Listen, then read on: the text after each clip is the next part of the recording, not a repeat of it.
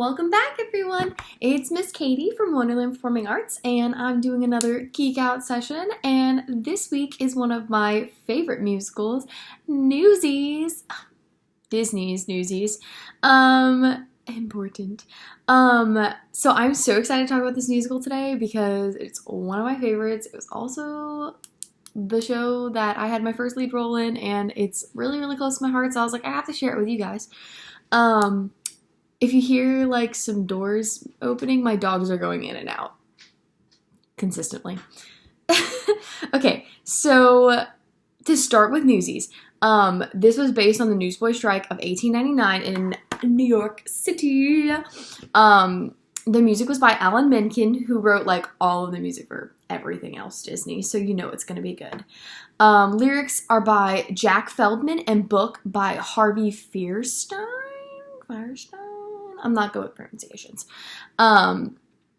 Newsies premiered at the Paper Mill Playhouse in New Jersey in 2011.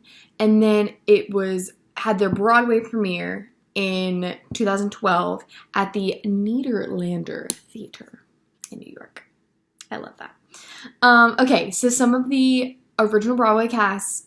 Oh, I'm so excited because Jeremy Jordan played Jack Kelly, and that is amazing. Oh, just a moment of silence for Jeremy Jordan. So good. Cara Lindsay played Catherine Plummer. John Dosset played Joseph Pulitzer.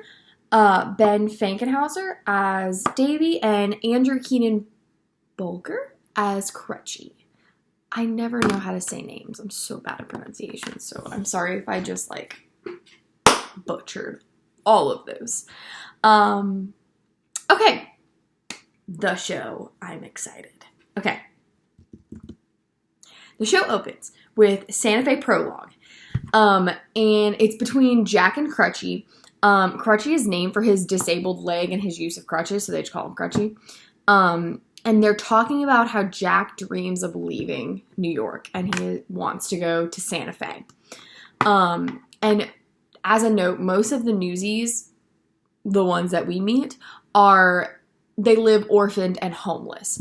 So they rely on each other and rely on selling newspapers to get food and to live. Okay, so it's just another day. They're waking up, buying newspapers, selling them, and Jack Kelly, our lead, meets Davy and his little brother Les. Davy and Les have a home and family, unlike the other Newsies, but they became Newsies because their father had an injury, so he can't work anymore. So they had to go out and find work. So they decided to become Newsies. Jack seizes this opportunity because of the fact that Davy has a little brother, and the whole, like, little brother cute can sell newspapers thing. So he seizes the opportunity to help them out, but really he's just trying to sell more newspapers. I'm sorry, I keep throwing this pen. I'm gonna put it down. Okay, stop moving. Okay, so meanwhile, while all of this is happening, Joseph Pulitzer, who is the publisher of the New York World, increases the cost of newspapers from 50 cents to 60 cents per 100. So this makes it harder for the Newsies to sell papers because they have to sell more papers to make the same amount of money. And while selling papers, moving on, sorry, different note. While selling papers, Jack, Davy, and Les are chased down by the warden Snyder. He's the warden of the Refuge, which is a juvenile detention center that a lot of the Newsies have been in before, including Jack. But Jack won't tell Davy why they're being chased. He's just chasing them, and Jack is like, run. So they listen. But he won't tell Davy why. The boys seek refuge at Meta Larkin's theater. So Meta Larkin is a performer in New York. So they seek refuge at her theater, and Jack paints the backdrops for Meta Larkin's shows. So she has a soft spot for Jack. So Meta performs, and Jack notices this girl, this young female reporter. Her name is Catherine Plummer, and she writes for the New York Sun. So Jack tries to, like, flirt with her, and she's completely brushing him off. So he decides to start drawing a picture of her.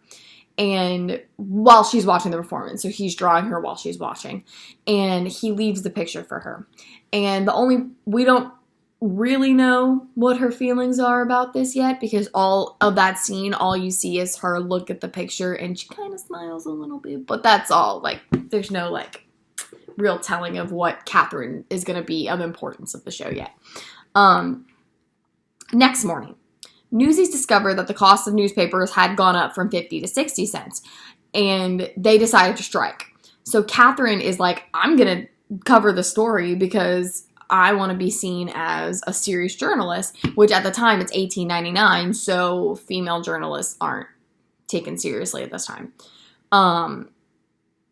Next day, protest. So they decide to protest, and this is cut short because the police show up. And there's, like, fights happen, and Crutchy is beaten and taken to the refuge because he's disabled, so he can't fight for himself. Jack has a song called Santa Fe Reprise, which is when he laments that he wasn't able to save Crutchy, and that he's leaving Sue for Santa Fe, and it is one of the best numbers of the whole show. If you listen to no other song, that one. That is all. I cannot believe I'm already on Act 2. Like, that was really quick. Okay.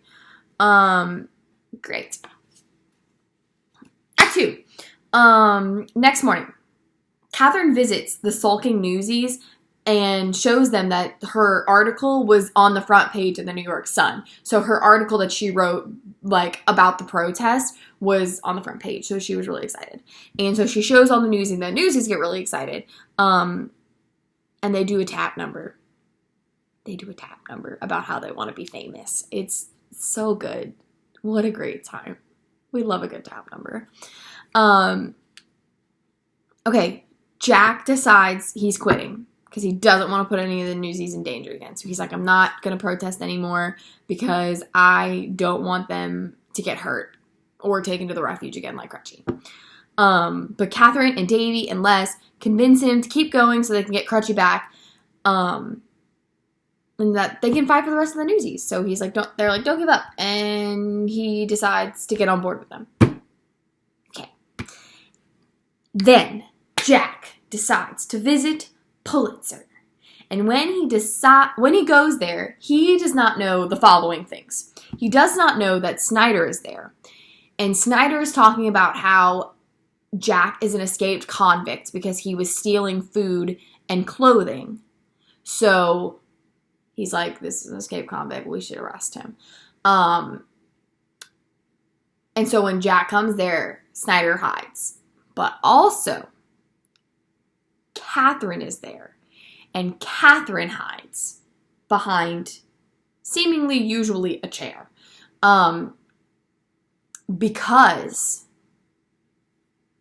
Pulitzer reveals this to Jack, that Catherine is actually Pulitzer's daughter. Her name is not Catherine Plummer. Her name is Catherine Pulitzer, but she goes under Catherine Plummer as her writer name. Catherine comes out of hiding, and she tries to apologize, but Jack brushes it off, and he's taken to the cellar by Snyder. He's offered a deal. If the strike's called off, Jack would be cleared of all of his charges and given enough money to leave for Santa Fe. But if he says no deal, all the Newsies are going to the refuge. And so, he doesn't know what to do. Spot Colin, who is the leader of the Brooklyn Newsies, brings the Brooklyn Newsies in to help with the protest. They all meet at Metis Theater, and Jack tells them the offer that Pulitzer gave him and tells them, like, you should take the offer so that no one goes to the refuge and that no one's in danger. And so the Newsies are, like, super angry at Jack that he would even, like, think that they would do something like that. That, you know, like, they're like, we're definitely going to fight this. Like, we're not standing back. And they're mad at Jack for not standing up for them and everyone, especially because he's, like, the leader of the Newsies. So the Newsies, like, when they get really angry, like Jack runs off and he like runs off to his rooftop, and Jack finds Catherine at his rooftop. And she's looking at his drawings that he had on the rooftop, and she realizes that Jack stole food and clothing for the boys at the refuge. So he was just trying to help them. He wasn't stealing to steal. He was stealing because he knew that the boys would starve or freeze to death. And Catherine tells him that she's always been on their side, that she's never been on Pulitzer's side about this situation, even though she's his daughter. She's his daughter. Yeah, that makes sense. Sorry. I was like, did I say that right? Okay, and then they share a romantic song. And that's when they realize that they love each other. Ah, cute. And after Catherine suggests a new plan, and she's like, let's print a paper calling for all children and workers to strike alongside the Newsies so that we have more people striking, more people, more media coverage, we can get up to higher people. We can make a difference. That was a lot. I'm sorry, my brain wasn't working. So the Newsies join Jack and Catherine in printing the paper. And they use this abandoned printing press that they find in the cellar of Pulitzer's office when Jack is put in there. Remember, when he was put in the cellar, he finds an abandoned printing press. But also Catherine knew about the abandoned printing press because she's the daughter.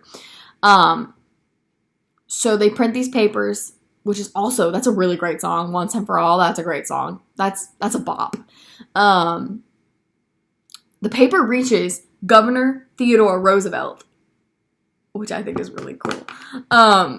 And he supports the Newsies because he has like a rocky past with Pulitzer. And so the governor gives an ultimatum to Pulitzer. And he's like, Pulitzer, you need to compromise this situation because this is ridiculous. And so Pulitzer compromises with Jack because he doesn't want to lose business. And so Jack proposes that Pulitzer buys back every paper that the Newsies failed to sell because you had to sell all your newspapers. Like once you bought them, that was it. So he says, you will buy back every paper that we don't sell. Crutchy's going to be freed from the refuge. Snyder's going to be arrested. Refuge is going to get shut down. And then we'll end the strike. And so they're like, cool. Good job. So all that happens. Everything, Crutchy's freed. The refuge is shut down. Snyder's arrested. All the good stuff. Pulitzer then offers Jack a job, actually, as a political cartoonist, but he declines it at first because of the fact that he's like, I'm off to Santa Fe, I did my job. So he like goes to tell Catherine and the other Newsies goodbye, and the Newsies are like, what does Santa Fe have that New York doesn't? And so he decides to stay because Catherine's like, I'll go wherever you go. And he's like, well, I'll just stay here then. And so he ends up staying as a newsie, and he accepts the cartoonist job. And then they sing. It's like a 3-part finale. It's like The World Will Know, Carrying the Banner. It's a good finale. It's good. Okay, that's the whole show. Okay, like literally, I thought that was going to be so long. Like this was longer than my other notes for shows, and I totally thought that was going to take longer, but it didn't. Okay. Okay. Yeah, no, I love this show so much, though, because it's, like, stand up for what you believe in, and even if you're, like, okay, there's literally, like, 3 females in this entire show, full of, like, the cast is probably, like, a solid 30 to 40 people. Like, you could put, like, 30 to 40 people in this cast, and, like, 3 of them are female roles, like, actually female roles. But Catherine, like, stands for so much as, like, a female in the early 1900s. Like, she's strong feminist. Love it. Sorry, my brain's not working. But no, I love so much this whole show because of the fact that, like, they're standing up for what they believe in, even though they know that, like, they're like, there's no chance of us winning because of the fact that we're just, like, homeless orphans. But, like, also, what do we have to lose because we're homeless orphans? And so they stand up for what they believe in, and they get what they want. They fight for what's right, and, like, that's amazing. I love that. But no, this was such a good, like, a close show to my heart because of the fact that Catherine was my first lead role, and I cried. I cried my eyes out so much. Because I was like, I have no idea how to play such a strong female character. Like, she is such a strong female character that I was like, I have no idea how to do this. I think my there are two, I'm going to share my two favorite moments of the show. Like, the moments that I was like, this is so powerful. Like, I love this. Is the moment that Jack finds out that Catherine is Pulitzer's daughter is such a cool moment because, well, I mean, it's, like, really scary, but, like, it's, like, the whole, like, everything ties together. Like, everything that didn't make sense about Catherine and, like, who she is as a person and, like, why she's even in the story, like, everything makes sense at that one moment, which I really, really loved. And then the moment, so when Jack goes to the rooftop and Catherine is there, like, talking about the drawings and stuff, they have, like, a really long scene about how, like, the refuge and what happens at the refuge and, like, why they need to change it, and, like, they have a fight about how she lied to him and about all of the Pulitzer being Pulitzer's daughter thing, and it just gets so intense. And, like, I was rewatching, like, videos of it, so, like, in prep for this video, because I was like, oh my god, I forgot, like, how intense those moments were. Like, it was so much that, like, it's so good. Like, I was watching it and I was like, I have no idea. I don't even know how I as an actor did it. Like, I'm thinking about it and I'm like, I really couldn't have done that. Like, I don't know. It was so good. But yeah, I love those moments. So good. This whole show is amazing. Like, they have such amazing songs. Like, Carrying the Banner is such a bop. The World Will Know, Seize the Day, like, Once and For All. Love. When it comes to audition songs, Watch What Happens for Catherine is, like, the only song she has. Like, that's the only female song, really, in this show. Which has really good cuts, so you can easily cut that song down to be, like, a 16 or 32 bar. I think it's easier to do a 32 bar if I'm thinking correctly, because I've done that as an audition song before. But male, the whole show is male, so you can literally pull anything. Jack Kelly is a tenor, so if you're a tenor and you want to go for Santa Fe, I would suggest trying to do that last note, but if you can't hit that last note, don't try to hit it. It's too high. It's real high. What else? Pulitzer has good songs too. He has The Bottom Line and The Bottom Line Reprise, which both are, like, really intense, like, talking about, in the first one, he's talking about the Newsies prices going up, like, the papers going up, and then the second one is him talking about how Jack needs to stay away from his daughter, and that he's gonna get what he wants. Like, Pulitzer's gonna get what he wants anyway. So it just depends on, like, what kind of character you're going for. So if you're going for, like, an authoritative male figure, like, Bottom Line Reprise is kind of a bop. Or if you're going for, like, a more free-spirited, younger kid role, not kid role, but, like, younger, like, teenage role, you could always go for, like, Seize the Day. Like, there's parts of Seize the Day that you could definitely work out. Santa Fe Prologue. Letter to the Refuge is a I don't know if I said that. At one point, after Crutchy's is in the refuge, he writes a letter to Jack and has a song about it. That one's a good one. But yeah, there's a lot of songs in this show that could be easily cut down. For males, at least. Females get the short end of the stick on Newsies. I mean, you could always gender bend a song. That would be super cool. I would love that. Oh my gosh. I would love to sing Santa Fe. That'd be such a good song to sing. But yeah, I think that's kind of everything. I love this show. I still have like a box of all of my stuff from Newsies. Like I had my own Newsie bag, and I have a stack of the papers that we like printed on the printing press. Like I have a stack of those. I have a stack of newspapers. Catherine like carries a book the whole time and like is writing the story down, and like I still have my book that I used for it, and like such a good show. But yeah, I just wanted to share that with you guys. I love this show so much.